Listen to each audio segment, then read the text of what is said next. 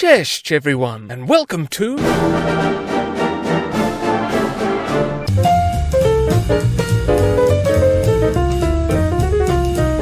This is Europe, and here's Poland. Now let's polish up on its history, shall we? The beautiful land of Poland begins its story with a long cryptic prologue, centuries that are cloaked in conjecture and mystery. Things clear up a bit better as we enter the Bronze Age Lusatian culture. Farmers, hunters, herders, and highly skilled artisans. This here is a reconstructed fort from the 700s BC. A century after this, the Pomeranian culture popped up. It was similar to the Lusatians in many respects, though they had a curious habit of making faces for their urns. I mean, sure, why would you want a plain old urn when you could have one with a nose or ears on it? The next culture had some regrettably noseless pottery and declined around the same time Rome did. More mystery, more shadow. Then, around the 6th century, we find that a Slavic tribe known as the Polans had made the land their home. Over the years, the Polans grew stronger by incorporating other tribes into their fold. But the true birth of a recognizably Polish state occurred in the 900s with the rise of Mieszko I. He accepted Christianity, which would become the land's dominant faith, and set forth and conquered a large slice of land, which he left to his son Bolesław the Brave, who was crowned first king of Poland and further strengthened and expanded his domains. Naturally, troubles beset the region, and Bolesław III fought hard to regain lost lands. At his death, he divided Poland between his sons, hoping this would prevent their fighting for the throne. If only he'd seen a few of my videos, then he'd know that was never going to happen. That's right, the brothers immediately battled each other for more power, and Poland was disjointed for almost 200 years. During this fractured period, Duke Konrad here invited the German Teutonic Knights to help him deal with the Baltic Prussians up north. The Knights not only subdued the Prussians, but decided to stay and make their own state in the region. More on that later. Now, if the Polish lands were weakened by disunity, they were enfeebled further thanks to the Mongol invasion of 1240. After this, the Mongols invaded again, and slaughtered and enslaved, and then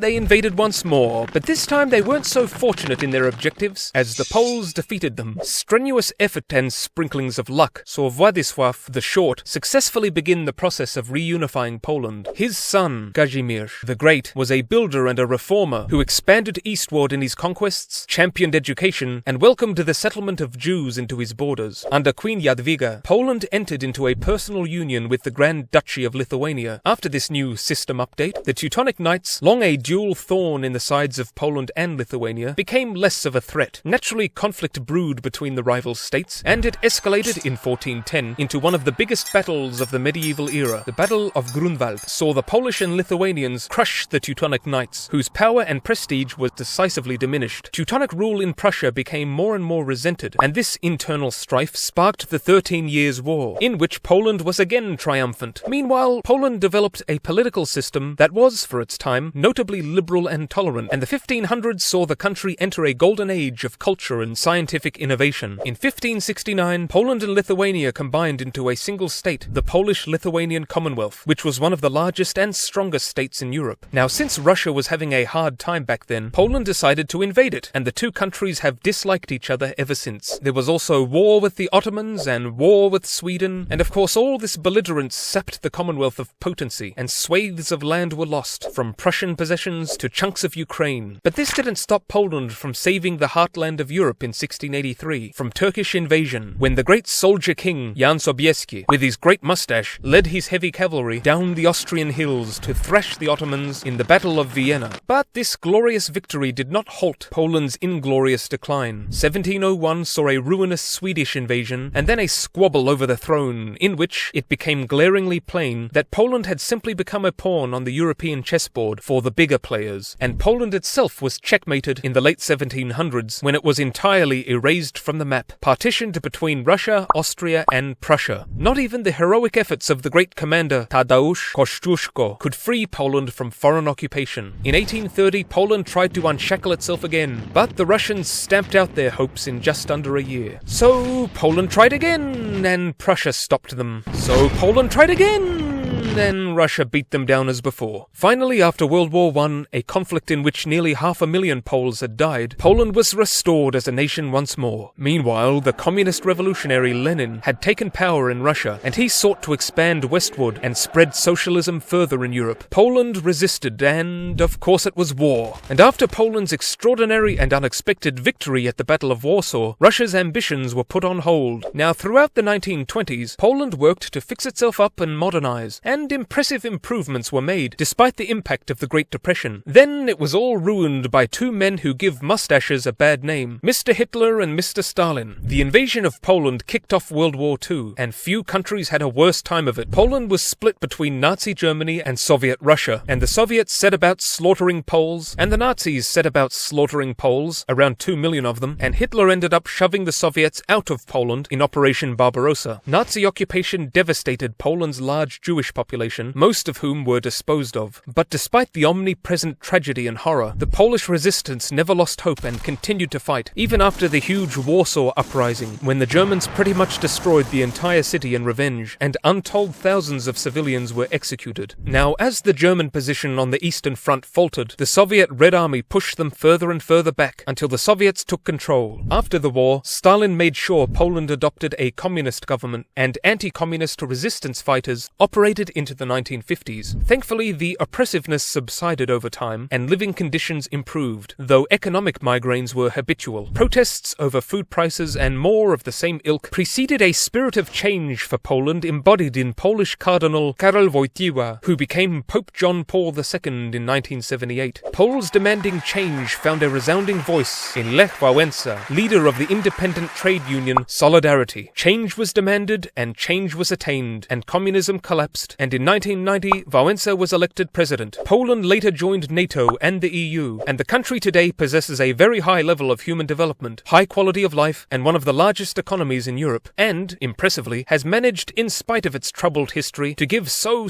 much to the world. Great composers and musicians, excellent writers, brilliant filmmakers, superb scientists, and sensational sportspersons. And their food's delicious. So that's it for Poland, and that's all from me for now. Papa!